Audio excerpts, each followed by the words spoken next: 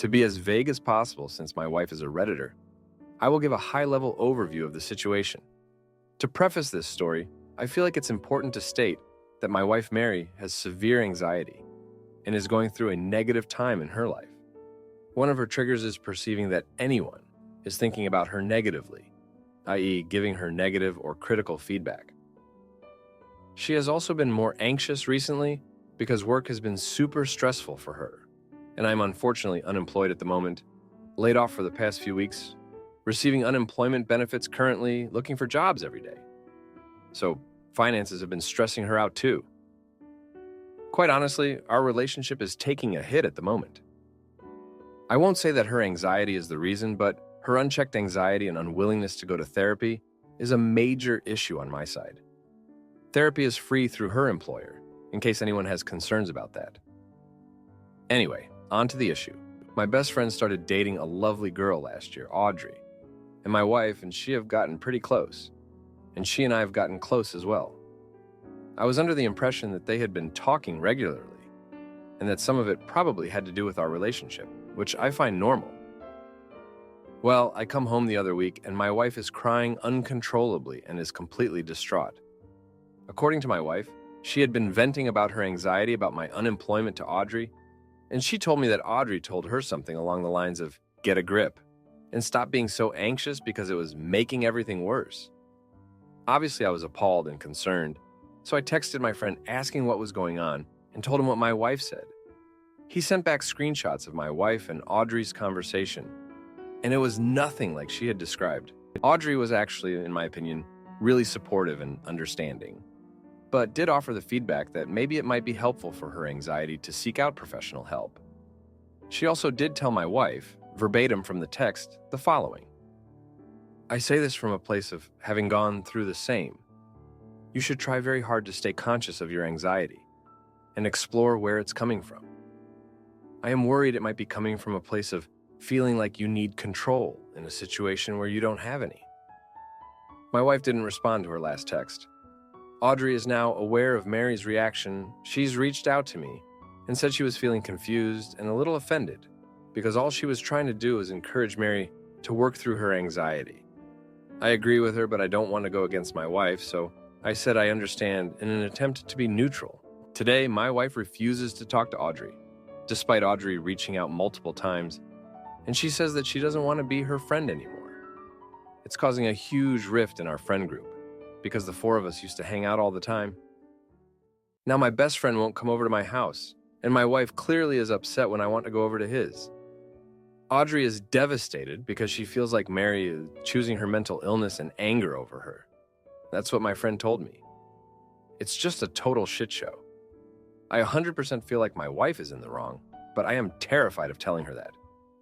I think me, her husband, telling her that she messed up and needs to apologize will cause her to completely break down. I know that Mary obviously needs therapy desperately, but nothing I've said gets through to her. Is there a way I can tactfully phrase the message that, 1, she is in the wrong and needs to apologize, and 2, she needs to actually see a professional? I know it seems like I don't know how to talk to my wife, but it's not that. I'm just scared because her mental health is so fragile right now, and I'm her biggest rock and support. Edit, therapy is free through her work. A comment made me realize I should point this out. I am also actively seeking employment. I'm not a bum-ass husband, sucking off her like a leech. I have only been unemployed, laid off, for 2 weeks right now. Now, for a few comments before the update, comment 1. So here's the thing. In the long run, you don't have to do more to accommodate your wife's anxiety issues than she's doing to treat them. Her asking you to sacrifice friendships means she's asking you to do a lot to accommodate her mental health. And she's doing very little. If anything, obviously in the short term, you might bear more of a burden to get through an acute crisis, but in the long run, her obligation to you and to the relationship is to get her shit in order. One of the challenges here is that you can't good husband her into better mental health. If she's having a crisis, the thing she has to do is get professional help. You can't do much more than nudge her towards that. And this is freaking hard, because at a certain point you do have to say, you have to do this. Right now, things aren't working. Let me help you make an appointment. You have to be willing to draw that line at some point. Obviously, that's not the first step. So to the extent that you think you're in an acute crisis right now, you might quietly text your friend, hey, she's going through some shoot right now, be patient with us, and we'll resurface in a little bit. And then you ride out the acute crisis before beginning the gentle pressure to get her into therapy. But I would focus on the apology just yet. Getting her a little more stable and getting her into therapy are more important. And something like an apology is going to be the hardest thing for her to do, so it can wait. Comment 2. I don't know why everyone is telling you to get a job, like you aren't actively trying and didn't just get laid off a very short time ago. Do these people think jobs in industries doing mass layoff just grow on trees? Like, serious, what the hell? Did you add it to the post later that you were looking for a job and only just got laid off? Now, for actual advice for what you posted, you need to be able to give your wife tough feedback without her having a complete mental breakdown. That's insane that you can't. You say this isn't new because you're jobless, but she always takes any kind of criticism badly.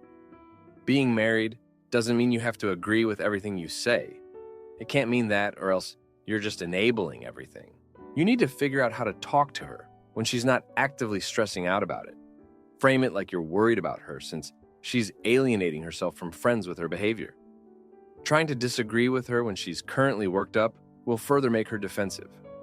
You both could use couples therapy to help navigate the conversation about how you feel you can't give her any kind of feedback on her behavior. If her work also covers that, without being able to have these kind of conversations, you'll both just be stuck in this pattern. Edit. Also, I think the person who is really making crazy assumptions about you and your wife in their comments blocked me or deleted all their comments. Wild now for the update. Hey everyone, thanks for all the comments and advice on my last post. It's been a tense month, and I've got quite the update for you all. So, after the whole blow-up with Audrey, things got even more tense at home. Mary was still refusing to talk to Audrey, and it was clear that this was eating her up inside. I knew I had to do something, but I was walking on eggshells. I didn't want to push Mary too far, but I also couldn't let the situation fester. Then, out of the blue, I got a job offer. It was a great position, and it came with a decent salary bump from my last job. I was over the moon, and so was Mary. It was like a switch flipped in her. The financial stress had been a huge weight on her shoulders, and with that gone, she seemed to breathe easier. With this new energy in the house, I gently brought up the idea of therapy again. I reminded her that it was free through her work, and that it might help her manage her anxiety better. To my surprise, she agreed to give it a try. I guess the job news had given her a new perspective. Meanwhile, my best friend and Audrey were still keeping their distance. But Audrey reached out to me. She wanted to make amends with Mary and asked if there was anything she could do. I suggested that maybe a heartfelt letter might be a good first step. A few days later, Mary received a letter from Audrey. It was a sincere apology for any hurt she had caused, and an explanation of her intentions. Audrey shared her own struggles with anxiety and how therapy had helped her. She didn't push Mary, but offered her support if she ever wanted to talk. Mary was moved by the letter. It took her a while, but she eventually reached out to Audrey. They had a long, emotional phone call where they both cried and apologized. It was a huge relief to see them patch things up. Therapy was a game changer for Mary. She started to understand her anxiety triggers and learned coping mechanisms. It wasn't an overnight fix, but she was making progress. And as she did, our relationship started to heal too. We were communicating better, and the tension that had been there for so long started to dissipate. As for our friend group, we slowly started to hang out again. It was awkward at first, but everyone was making an effort. My best friend and I had a heart-to-heart, and he admitted that he had been worried about me too. We all missed the good times we used to have together. The most jaw-dropping moment came when Mary surprised us all. One evening, she organized a small get-together at our place. She cooked dinner, something she hadn't done in months due to her anxiety. It was her way of showing everyone that she was working on herself and that she valued their friendship. The night was filled with laughter and stories, and it felt like old times. Audrey and Mary even joked about starting an anxiety support group together. It was amazing to see how far Mary had come. Husband ignores disabled wife for his own fun and cheats. But when son catches them fighting, they try therapy and he ends affair. Yet trust is broken and healing is a rocky road ahead. My husband, 43-year-old male, and I, 47-year-old female, have been together since 2014 and have been married for 1 year. We have one 6-year-old child. Where to begin? Unfortunately, I am handicapped because of a chronic disease and cannot work anymore. I have worked as a high school teacher. He is working full-time as a teacher on Mondays and Fridays until 1 p.m. and on the other weekdays until 3 p.m. On his short days, he goes to the gym for 2.5 hours right after school. On Monday and Thursday evenings, he plays soccer with some colleagues and visits the sauna afterwards around 6 p.m., 10 p.m. After he comes home from work, he does not want to communicate or spend time together, but instead sleep for about an hour. Afterwards, he drinks coffee, and then he needs time for himself. On the evenings he's home, he wants to watch his program on the TV, usually sports. So I spend my evenings alone with my iPad in my room. That's okay for me. We've almost slept separately since the beginning. On the weekends, he usually takes trips with our son, which I cannot join because of my disability. I'd love to be able to go on some trips so that I can join as well. But he does not want our son to have to take this into account or miss out on anything because of me. Some days he also goes hiking with friends for a whole day on weekends. That's okay, but every time I want to spend time with him, he says he does not have any time, and that I am needy, and that I just don't realize how busy he is. And when he spends time with me, he limits it to, for example, okay, but only 5 minutes. I need to do this or that. And then he stands up after these 5 minutes.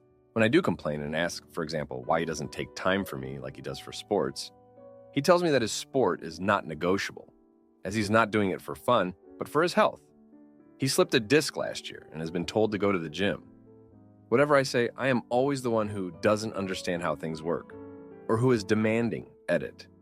He tells me that if I tell him how I feel about his behavior, that I am the problem, and that I'm merely projecting it onto him because I refuse to work on my health problems harder. I tried to tell him how I felt this afternoon when I called him. I told him I felt lonely and sad that he does not want to spend time with me. He just listened and said nothing. And then hollow phrases like, "We will find time in the future." I said I can't take it anymore. He said nothing. The line was just calm. And then after a while, "I'm going to end the call now." And he hung up. Am I expecting too much? How much time do you spend with your significant other? Edit. We have a cleaning help that takes care of bathrooms, floors, etc. But we also have a dog, which takes about 4 to 5 hours of the week for him to walk, since I am not able to walk that long. Edit 2. He cooks most of the time, but our kid gets school lunch, and if he does not cook, I'm not asking him to. Update. Edit 1.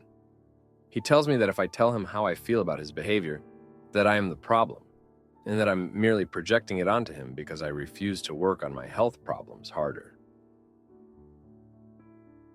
Edit 2. He cooks most of the time, but our kid gets school lunch, and if he does not cook, I am not asking him to. Today I tried to talk to him again, but the result was Edit 1. Edit 2. I wrote because he really does a lot at home. He just told me that tonight he's having a beer with the boys. I couldn't hold back to ask him, if he had time for that, why didn't he have time for me? He answered that if I helped him more at home, he would have more time for me. I asked him why he thinks I didn't help more. He answered with an eye roll, because you're not able to. Now for a few comments before the update. Comment 1. He won't choose family activities that you can be part of. This isn't a marriage. I'm so sorry you have basically been abandoned by your spouse. I would have a serious discussion about what he actually wants. You are not furniture. You are not an inconvenience. You are still his wife and the mother of his child. If he doesn't want to be a husband, it's time for him to speak up instead of excluding you pointedly every chance he gets. It's the trips with son that don't include you that really show that he wants to be pointedly cruel. Comment 2. You guys are practically divorced. Emotionally, your husband is extremely selfish. He cannot get a van suited for your wheelchair so you can be involved in activities and travel with them. He has shown repeatedly that he wants nothing to do with you. At this point, you are a guest in the house, not his wife or partner. My advice? Divorce him. Because I don't think he will want to go to marriage counseling or even listen to you. Damn, he's such a freaking a-hole to you. Ugh. Now, for the update. Hey everyone, it's been 2 weeks since my last post, and boy, do I have some updates for you. Things have taken quite a turn, and I'm still trying to wrap my head around it all. So, after the last time I tried to talk to my husband about feeling neglected, things just kept getting worse. He continued his routine, barely acknowledging me, and I was feeling more and more like a ghost in my own home. But then, out of the blue, he surprised me by suggesting we have a date night. I was shocked and, honestly, a little suspicious, but I agreed, hoping this was a step in the right direction. The night started off well enough. We went to a nice restaurant, one that I could access with my wheelchair, and for a moment it felt like old times. But as the evening went on, I noticed he was checking his phone constantly. I asked him about it, and he brushed it off, saying it was just work stuff. But I couldn't shake the feeling that something was off. A few days later, I was using our shared iPad when I saw a message pop up. It was from a woman I didn't know, and it was clear from the message that they were more than just friends. My heart sank. I confronted him when he got home, and after trying to deny it at first, he admitted he'd been seeing her for a few months. He said he felt trapped in our marriage because of my health issues and needed an escape. I was devastated. I couldn't believe that the man I loved, the father of our child, could do this to me. But as we argued, something unexpected happened. Our son walked in on us. He'd never seen us fight like that, and the look on his face was heartbreaking. My husband and I both stopped and realized that no matter what was happening between us, we needed to protect our son from this mess. We agreed to go to couples therapy, and it's been enlightening. I've learned that my husband has been feeling overwhelmed with the responsibility of being the sole provider and caretaker. He felt like he couldn't talk to me about it because I was dealing with my own health issues. And I realized that I had been so focused on my own loneliness and needs that I hadn't seen the signs of his struggle. The therapy sessions have been intense. We've had some really tough conversations, and there have been times when I wasn't sure if we could get past this. But we've both committed to trying for the sake of our family. And then, just when I thought things couldn't get any more complicated, my husband's friend showed up at our door. She was upset, saying that my husband had promised to leave me for her. I was furious, and for a moment, I thought this was it, the end of our marriage. But my husband surprised me again. He told her that he'd made a mistake, that he loved his family, and that he was going to work on our marriage. She left in a huff, and I was left standing there with my husband, both of us in shock. We didn't say much to each other that night, but the next day, he did something he hadn't done in a long time. He took a day off work, and we spent it together as a family. We didn't go anywhere special, just hung out at home, played games with our son, and talked. It was simple, but it meant the world to me. But it's not all sunshine and rainbows. The trust between us has been broken, and I'm not sure if it can ever be fully repaired. We're still going to therapy, and it's helping, but there's a long road ahead. My husband has cut off all contact with the other woman, and he's been making more of an effort at home. But I can't help but feel a lingering sadness, knowing that our marriage was so close to falling apart. Husband cheats while I'm giving birth alone, and I find out when a woman messages me. So now I'm in therapy, and he's trying to win me back, but trust is hard to rebuild. Husband, 34-year-old male, and I, 29-year-old female, have been married for 5 years. I just gave birth to our son 2 months ago while husband was deployed. Here's some background info on us. We both come from a military background.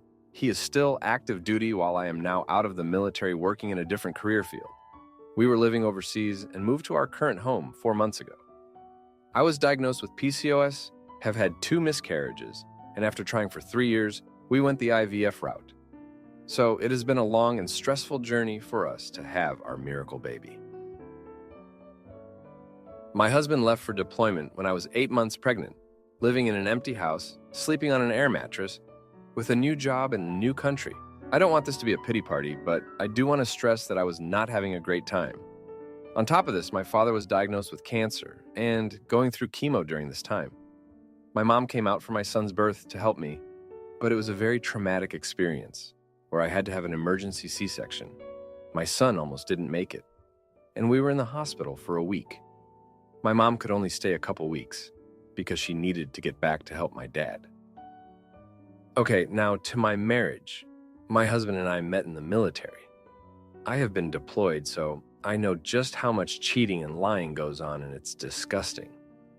I have always told him that cheating is a deal breaker for me, and I needed honesty in our relationship. I asked him to respect my wishes of not going to strip clubs and not staying out until 4 a.m. Well, this is the third time I've caught him lying about going to a strip club. I saw his location at a club at 2 a.m. and immediately tried calling him.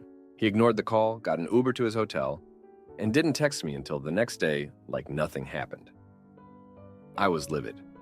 I didn't respond to him because he was coming home the following day, and I wanted to talk in person so he couldn't hide anything. That night, he got so drunk that he lost his phone on the way to the airport. When he showed up, he acted like nothing happened. In the process of getting him a new phone, I found a dating app for married individuals seeking affairs. It was downloaded the day after he left for deployment. While I was sitting in an empty house, 8 months pregnant, he downloaded that app. I went to our phone bill and saw that there were no transactions for the app. I know that men have to pay to use this app, so maybe he didn't use it. The fact that he has the app is messed up regardless. Then I look at his bank statements and see that he spent almost $300 at the strip club that he denied he went to. He said he had no idea it was a strip club, even though he spent 4 hours there. I asked if he was blind or stupid. That conversation happened 2 days ago, and he's sticking to his story, just denying everything and then acting like nothing is wrong. I don't know who this man is anymore. I'm so disappointed and just dumbfounded. I took off my ring and have been sleeping in the guest bedroom since he returned. I don't ever see myself trusting him again. I want my son to have a father in his life, but I can't afford to live in this area if we split. What do I do? Now, for a few comments before the update. Comment 1. Having gone through something eerily similar, minus military, they will lie and lie and lie and gaslight until you feel like you're a dumpster fire emotionally. If it walks like a duck, quacks like a duck, and looks like a duck, it's a good chance it's a duck. I'm so sorry you're experiencing any of this, and I cannot stress enough to take care of yourself and your baby's best interests first. I know you know the answer, as disappointing as it is and hard to understand. Please keep your mind open to what you know is the reality and truth, because he's going to keep making you feel like the problem is you and/or in your head. Comment 2. You know what to do. Do not let your child grow up seeing you roll over like a doormat, so your husband can just go do whatever with zero regard for his commitments and responsibilities at home. He didn't just cheat on you. That's $300 that your child needs. Babies are expensive. The only way you will not have hundreds of dollars wasted on strippers and booze is if you aren't married to this guy. Go live somewhere you can afford it, where you have support. Go be with your dad. I'm sorry, but this man isn't even worth crying over. But it is sad he values his own family so little. What a shame. Go ahead and embrace the rage. Now, for the update. Hey everyone, thanks for all the support on my last post. It's been a rough couple of weeks since then, and a lot has happened. I never imagined I'd be back with such an update, but here we are. After I took off my ring and moved into the guest bedroom, things between my husband and me were tense, to say the least. He tried to act like everything was normal, but I could barely look at him without feeling a mix of anger and heartbreak. I thought about our past, how we met during a military training exercise, the way he used to make me laugh after a tough day, and how we dreamed of starting a family together. It all seemed like a distant memory now. I decided to confront him again about the strip club and the dating app. I needed answers. When I brought it up, he finally cracked. He admitted to going to the strip club, but swore he didn't do anything beyond watching. As for the app, he claimed it was a stupid mistake, that he downloaded it out of curiosity and never met anyone from it. I didn't know what to believe. The trust we had built over the years was shattered. Then, a few days ago, I got a message from a woman I didn't know. She said she had something important to tell me about my husband. My heart sank. We agreed to meet at a coffee shop nearby. She was around my age, with a nervous look in her eyes. She told me she met my husband on that dating app he claimed he never used. They had been messaging while he was deployed, and even met up once he was back. I felt like I was going to be sick. She showed me their messages, and there was no denying it was him. The dates, the times, it all lined up with when he was ignoring my calls and acting distant. I couldn't hold back the tears. This was the man who had been my rock, who I had supported through multiple deployments, who I had struggled with through miscarriages and fertility treatments to bring our miracle baby into the world. I went home and confronted my husband with the evidence. He couldn't deny it anymore. He broke down, saying he was sorry and that he never meant to hurt me. He said the stress of deployment and the distance from me and the baby got to him, but excuses couldn't fix what he had broken. I thought about our son, how he deserved a happy home, not one filled with lies and betrayal. I thought about my own parents, how they had stuck together through my dad's cancer treatment, supporting each other no matter what. I wanted that kind of love and loyalty for myself and my son. The next few days were a blur. I contacted a lawyer to understand my options. I couldn't afford to stay in our current home on my own, and the thought of uprooting my life again was overwhelming. But staying felt impossible, too. My husband begged me to go to couples therapy, to give him a chance to make things right. I agreed, not for him, but for myself. I needed closure, to understand why this happened, and to make an informed decision about our future. Therapy was hard. We dug up old wounds, like the time early in our marriage when he had to leave for a sudden deployment, and I felt abandoned. Or when I left the military, struggling to find my identity outside of the uniform while he continued his career.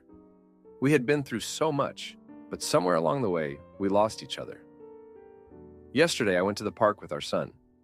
I watched him play, so innocent and unaware of the chaos around him. A couple was there with their little girl, laughing and playing together. It was a stark reminder of what I thought my life would be, what I wanted it to be. When I got home, my husband was waiting. He had cooked dinner, something he hadn't done since he got back. He was trying, I could see that, but every time I looked at him, I saw the lies, the betrayal, the woman from the coffee shop. I'm still in the guest bedroom, still without my ring. I don't know what the future holds for us. I want my son to have his father in his life, but I don't know if I can ever trust my husband again. The pain is still too fresh, the wound too deep. If you like this video, you'll probably like these too. Also, while you're here, please consider subscribing. It's your support that keeps this channel alive and allows me to make better and longer videos. Have a great day.